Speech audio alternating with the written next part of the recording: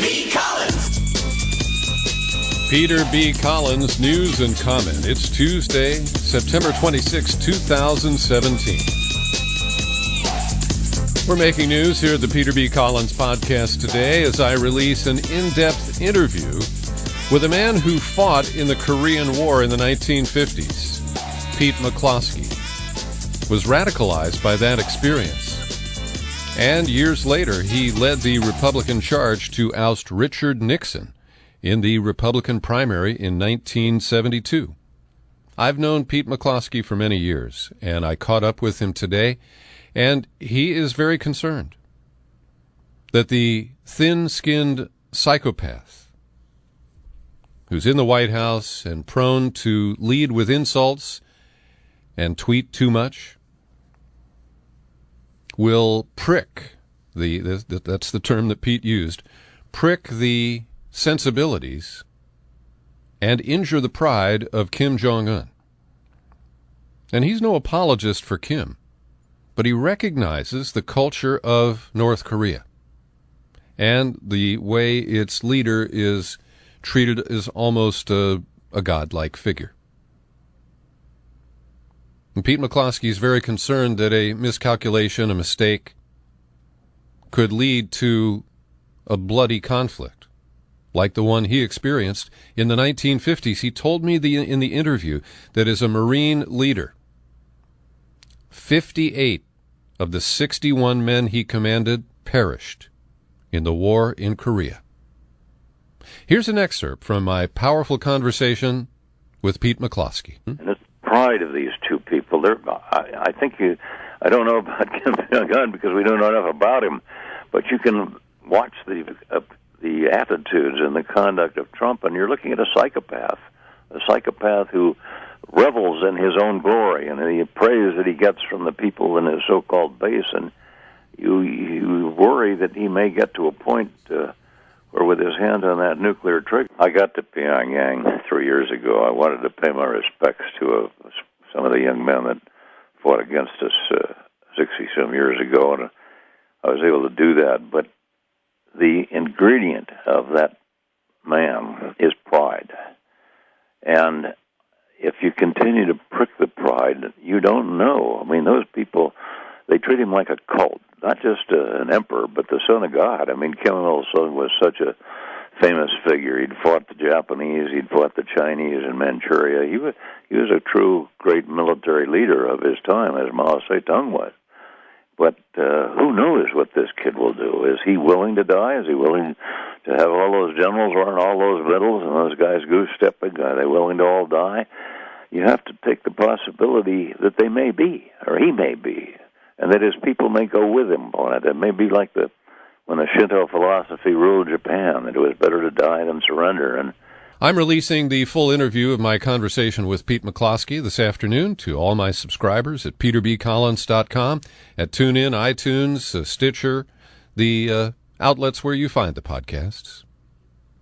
And Pete McCloskey, as you may know, was a longtime Republican who renounced his party membership in 2007. He had come out of retirement to run for Congress, and I helped him work on that campaign. He ran against an entrenched Republican incumbent named Richard Pombo. And while he didn't defeat Pombo in the primary, he did soften up his support, and that's why Jerry McNerney, a Democrat, still holds that seat in a contested kind of purple district here in California. And one of the articles I cited in my conversation with Pete McCloskey was published today at The Intercept by veteran journalist Peter Moss. And Moss writes that in the 1980s he was covering South Korea for the Washington Post, and he got a visa to visit North Korea. And he said, and he backs this up with quotes from others, that it's crucial to understand that rather than being a wild card, North Korea is perhaps the most predictable regime in the world. They are not the X factor in today's unnerving game. And he quotes Obama advisor Dennis Blair, who was once a commander of the Pacific Fleet. Quote, the overall consistency of North Korean policy has been pretty remarkable over, I'd say, 50 years or so. And Kim Jong-un is basically carrying on that policy, which is to provoke, take outrageous actions below the level of triggering a major conflict with the United States.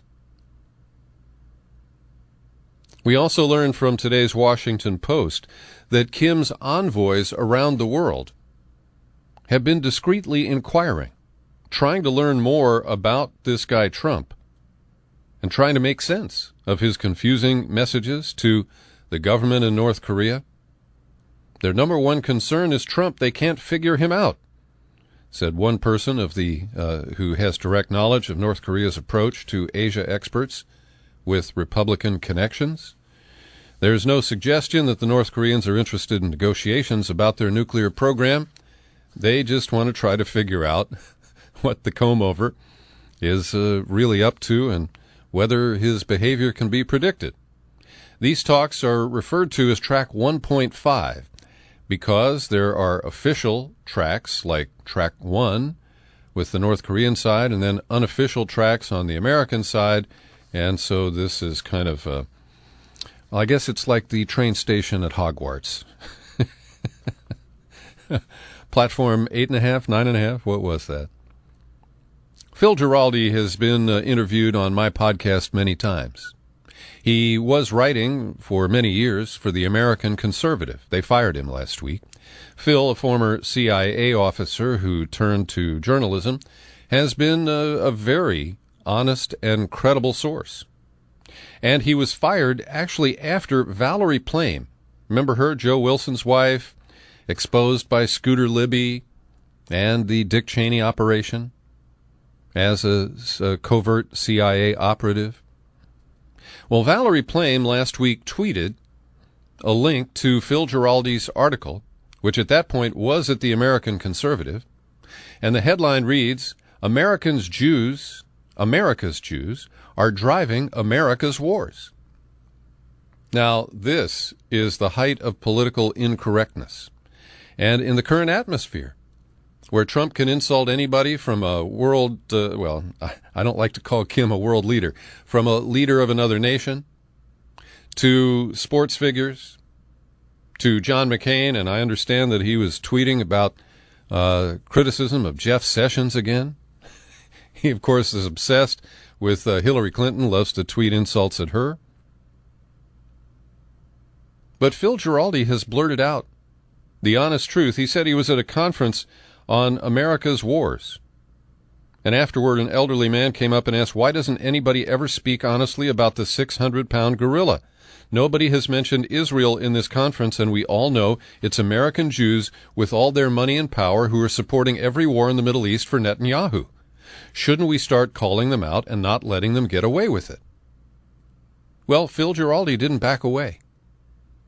And while I personally would have written the article in a little softer tone, I completely embrace his right to write it the way he wanted, and there is nothing that I can find that is inaccurate about his commentary and about the Jewish Americans who he names. He says, most recently, some pundits have been warning of an impending war with Iran. To be sure, the urging to strike Iran comes from many quarters. But, of course, the central source is Israel itself.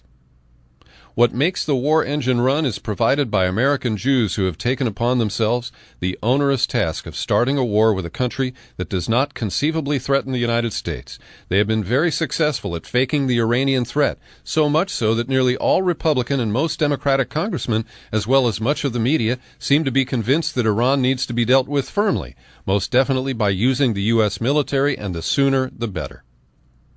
And while they are doing it, the issue that nearly all Iran haters are Jewish has somehow fallen out of sight. He refers to a recent New Yorker article on stopping the war with Iran that suggests the current generation of Iran hawks might be a force of moderation, citing hardliners like David Frum and Max Boot, who last week we identified as joining forces with Rob Reiner to produce the Morgan Freeman video that says we're at war with Russia. And added to the list are Bill Kristol and Brett Stevens, the new conservative columnist at the New York Times. And so Phil Giraldi does not hold back. He says that the Iran warhawks, including the four I mentioned, are a who's who of consistently lousy foreign policy thinking. If they've been right about any major foreign policy issue in the last 20 years, it would be news to the entire world. And then Giraldi adds names: Mark Dubowitz, Michael Ledeen, Daniel Pipes, John Podhoretz, Elliot Abrams, Kimberly Kagan and the Kagan family. You can throw into the hopper entire organizations like AIPAC, the Washington Institute for Near East Policy, the Hudson Institute.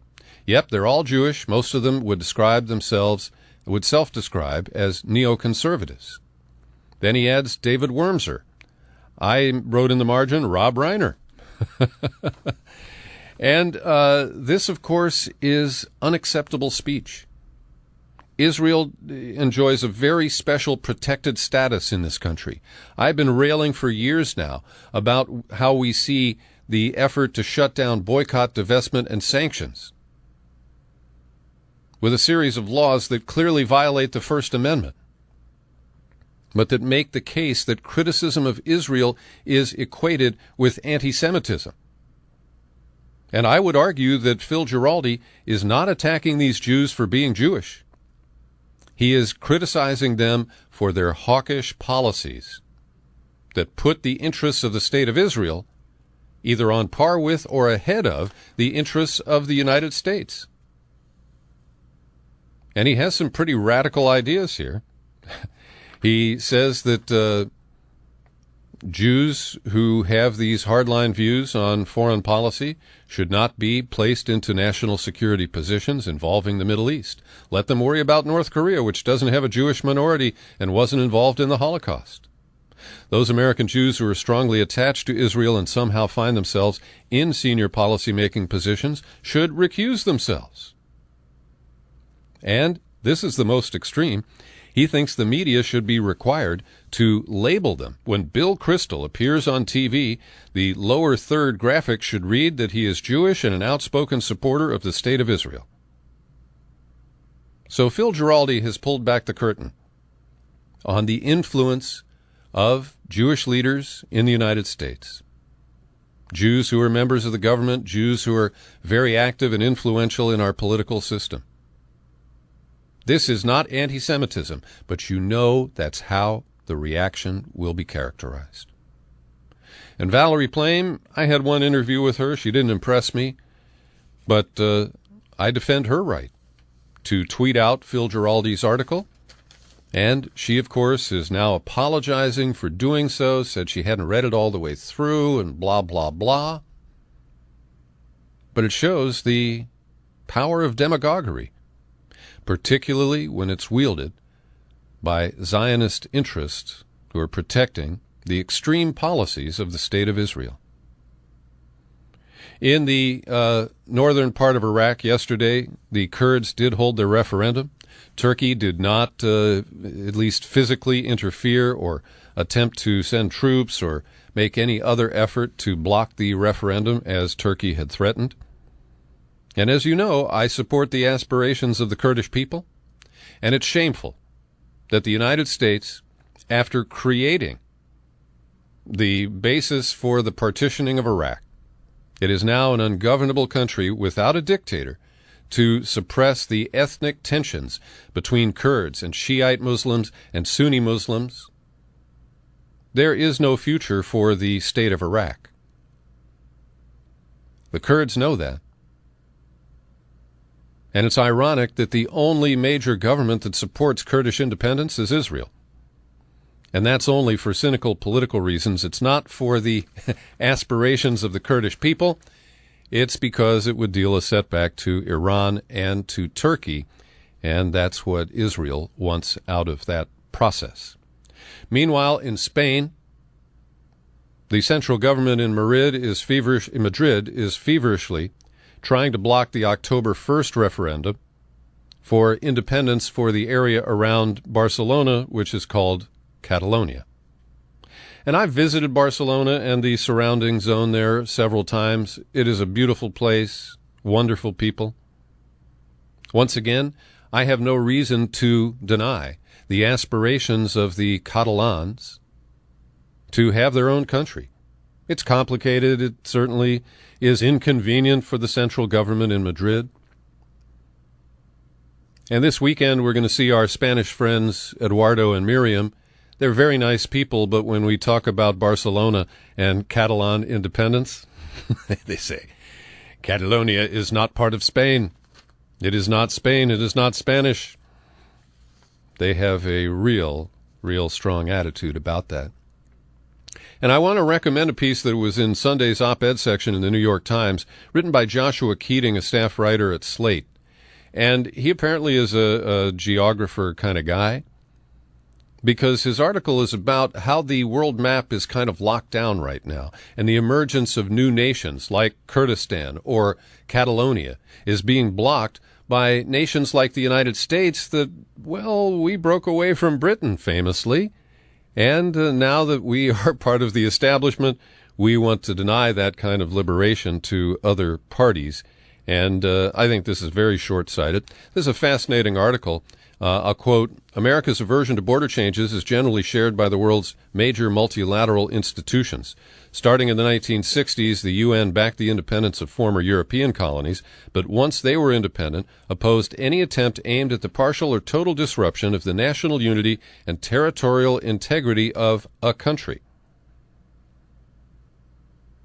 And so despite these institutional barriers, aspirations for self-determination and independence exist. And I believe that every effort to suppress them is an invitation to a new civil or interstate war. But that's just me. Angela Merkel secured an easy fourth term as Chancellor of Germany, but underlying her victory is a very strong shift to the right. There is an upstart party that last week had 0 seats in the Bundestag, and now they have 94 seats. They have 13% of the vote in the national elections, and the Alternative for Germany, or AfD, Alternative for Deutschland, is now the third largest party. 94 seats they've got. And this shows the collapse of support for the country's mainstream political parties, which lost a total of 100 seats in the Bundestag. There were other small parties that picked up gains, and that's the pattern that has occurred in France and the Netherlands. So, while I'm not sounding the alarm bell at this point, it is an indication of anxiety over the million immigrants from Syria and other war-torn nations, displaced by U.S. reckless international behavior. Germany has had to absorb quite a bit, and this has led to a kind of upstart nationalism, some of which channels the same nationalism that was seized upon by the Nazis in the 1920s and 1930s. And let's hope that it takes on a very different character in the current era. Every day I like to pause for a second and thank the people who support my work here at the Peter B. Collins Podcast with your subscriptions. People like Linda Gray, Steve Wozenski, Judy Holloway, and Benny Alto. They're all monthly subscribers. They kick in $5. You got an extra $5? Can you skip a coffee or I don't know what your indulgences are? But I don't want if you're living on a limited income, I am glad you're listening and you don't owe me a thing. If you're able to contribute, you still don't owe me a thing, but I would feel a great sense of validation and satisfaction if you choose to become a subscriber. So come to peterbcollins.com, click on menu, click on Become a Subscriber, it takes you to the sign-up page, and I just mailed out a bonus book today to someone who took out an annual $50 subscription and gave me a mailing address here in the continental United States. This one's bound for Venice, California. Well, it appears we can rest easy that once again the Republicans have failed to come up with the votes they need in the Senate to pass any way of repealing Obamacare. Now, this doesn't mean they're not actively working to kill it. They've narrowed the enrollment period that comes up in November. They've limited the marketing funds. Every month they threaten to withhold the subsidies that provide the support that enable many people to buy the health insurance through the Obamacare exchanges.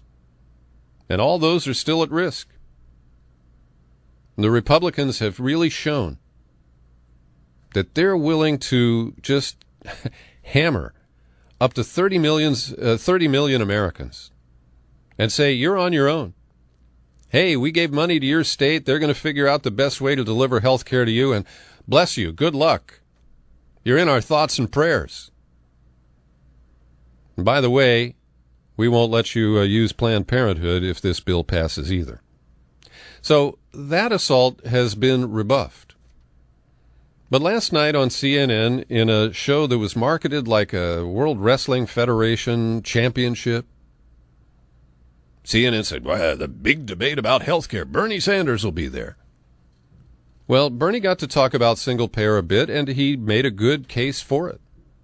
Amy Klobuchar, the Democrat from Minnesota, who doesn't support single payer but does have some ideas about reducing the cost of prescription drugs and a few other ideas that are worth considering. She was Sanders' debate teammate, and then it was Lindsey Graham and Bill Cassidy, the senators from South Carolina and Louisiana, respectively, who were there for the Republicans.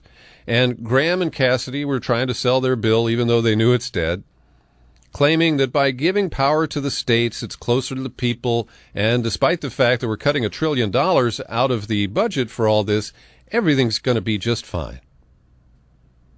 And you could see the piles of bullshit build up right at their feet. Well, I could. Maybe you couldn't. Anyway, it was interesting. There were some good points made. There is possible progress to be made on a bipartisan basis, forcing negotiation for prescription drugs under Obamacare. But they fail to see the big picture. And Bernie Sanders, I think, is very effective in making the case that single payer, using Medicare as the model. He claimed the overhead expense of Medicare is 2.5%. I thought it was around 5%, but I'll take Bernie's figure. We know the insurance companies add 30% to the cost of health care delivery in this country.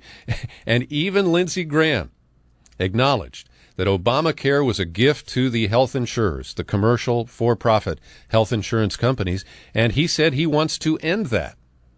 Well, where were you when Obamacare was being birthed, Lindsey? You were hunkered down with all your Republican buddies, refusing to participate, hoping that it would just go away. And now your liberal leanings, the kind of poses that you struck last night, just identify you as a man without principle. Bob Perry has done it again at Consortium News. He has just smacked down the Washington Post and disassembled their recent front page article, which once again builds the Russiagate case, which he describes as evidence light and false allegations of Russian meddling in the election. The unprofessional behavior of the New York Times, the Washington Post, and pretty much the entire mainstream media regarding Russiagate cannot be properly justified by the goal of removing Trump from office. Ethically, in journalism, the ends cannot justify the means. But the U.S. mainstream media has joined the anti-Trump resistance and hates Putin too. So we are given travesties of journalism as appeared as banner headline across the front page of Monday's Washington Post. Another screed about how Russia supposedly used Facebook ads to flip last November's election for Trump. And once again, Perry, very effectively and in a rational way, takes apart the exaggerated claims of Facebook's influence. And when we see that $100,000 was spent over 3 years on as many as almost 500 different Facebook accounts, this is a drop in the bucket compared to the $27 billion in annual revenues of Facebook and the $85 million that was spent by the Trump campaign alone. So I recommend the piece to you. It does an excellent job of taking apart the exaggerated claims that have been made. And he also has an honest moment about how the Democrats are using this to try to divert your attention from why Hillary Clinton lost last year. Quote, "What is missed in these Russia-bashing articles is that the Democratic brand has been sinking for years, including massive losses in state houses across the country as well as in Congress. The party's decline was not a one-off event with Donald Trump suddenly snaking away with significant parts of the white working class because the Russians bought some Facebook ads." Now, yesterday at Vice News, while Vice does promote the Russiagate narrative, this investigation produced something that I think is interesting and worth noting. And that is that you could set up a phony committee, just your own group, Citizens for More Sunshine. And if you decide to use that page on Facebook to promote a political candidate who is running for federal office, that's Congress, Senate, or the presidency, you could be running afoul of the federal election rules, because your use of that page is considered an in-kind contribution to that campaign. It has to be reported, it has to be disclosed, and you have to attach a monetary value to it. Now, just doing a Facebook post without boosting it, advertising it, kind of falls into a gray area. What's the value of that? Well, if 5 people see it, it's not worth much. If 5 million people see it, there is some kind of value. And right now, there is zero regulation of any of this political activity on Facebook, on Twitter, and in other social media. Now, the Federal Election Commission is hopelessly locked down because they have 3 Democrats and 3 Republicans. When the full complement of officials is appointed, and right now I think they only have 5 members. So absolutely nothing happens at the Federal Election Commission. And this, unfortunately, is by design. The Republicans just want it to be neutered. But the issue of the value of social media endorsements of political candidates will not go away. And speaking of Facebook and all the allegations of fake news, it was just 10 days ago that the corporate media in this country was sounding the alarm bell.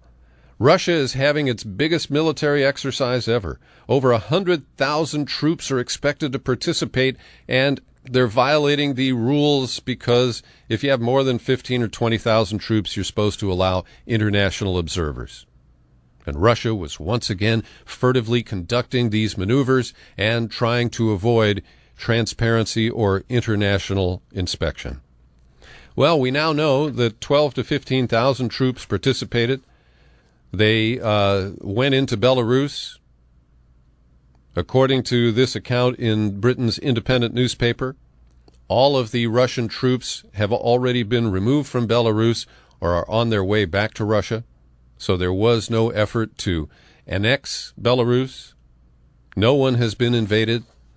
I guess we can conclude that that was corporate fake news. We're learning that Jared Kushner, the crown prince of the Trump White House, is not the only guy or staffer who's been using a private email account to send or receive work-related emails. Steve Bannon said, once in a while. Writes Priebus, maybe once. And Gary Cohn and Steve Miller have sent or received at least a few emails on personal accounts. And Ivanka, she set up an email address along with Jared at a website that he created by buying a domain from GoDaddy. And it's the website ijkfamily.com. Now, I guess they just decided to imitate Hillary. But as Hillary Clinton and her allies have pointed out, this is the height of hypocrisy. And it just shows that these Trumpers figure none of the rules apply to them. A great op-ed in today's New York Times, signed by Nelson Dennis. He's a former state legislator in New York. And he writes that the Jones Act, which was a protectionist law passed in 1920, which requires all ships coming in and out of Puerto Rico to be American-flagged, American-crewed. So, for example, a ship coming up from Venezuela or Colombia or Argentina or Brazil cannot go into the port of San Juan and drop goods. Those goods have to be taken to, say, Jacksonville, Florida, transferred to an American flag ship, and then delivered to Puerto Rico. This drives up the cost of every fucking thing on the island of Puerto Rico. It's a premium of a minimum of 15%, and Nelson Denis argues that if this surcharge didn't apply, that Puerto Rico wouldn't be carrying the huge debt load that it does today that drew a derisive tweet from Trump, who says he will visit the devastated island next week.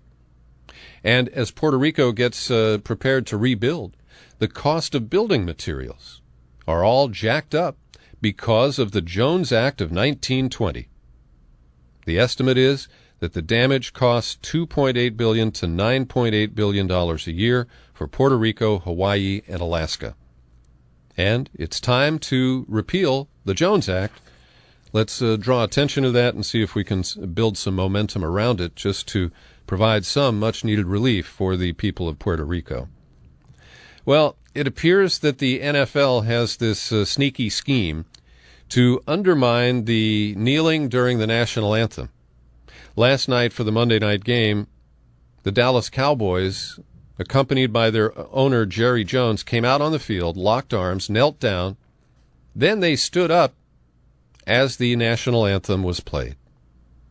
Now, these kinds of silly games are really annoying because if everybody takes a knee, then it doesn't mean anything. And to take a knee and then stand up for the national anthem just blurs any distinction about why Colin Kaepernick did what he did. So I find this annoying and slightly insidious. What's even more annoying is that Trump thinks that he did the right thing and that he's kind of reveling in the shitstorm that he has stirred up here. Because when he was flying back from Alabama Friday night, he felt that while his support for Luther Strange may or may not pay off in the election that's being held today, that he really connected with people by calling the kneelers a son of a bitch and saying that they should be fired. And it made people uneasy in the White House, according to this article by the New York Times. And he apparently was compensating because he felt that his endorsement of Luther Strange, a struggling establishment conservative in the Alabama Senate race, makes him appear weak. It also appears to be a way to distract people from the failure of this latest gambit on Obamacare, the tweet storm and insults with North Korea. And it is a real annoying distraction, I have to say. And as I wrap up today, I want to recommend an article by my pal Tom Reese. He's a Jesuit priest who is also a journalist. He writes now at the American Catholic, and he notes that the American Catholic Church is different from the rest of the Roman Catholic Church in terms of when people kneel during Mass. In Europe, there are no kneelers. People either sit or stand. Kneeling does not occur. I guess there's a genuflection at one point. You drop a knee and stand back up.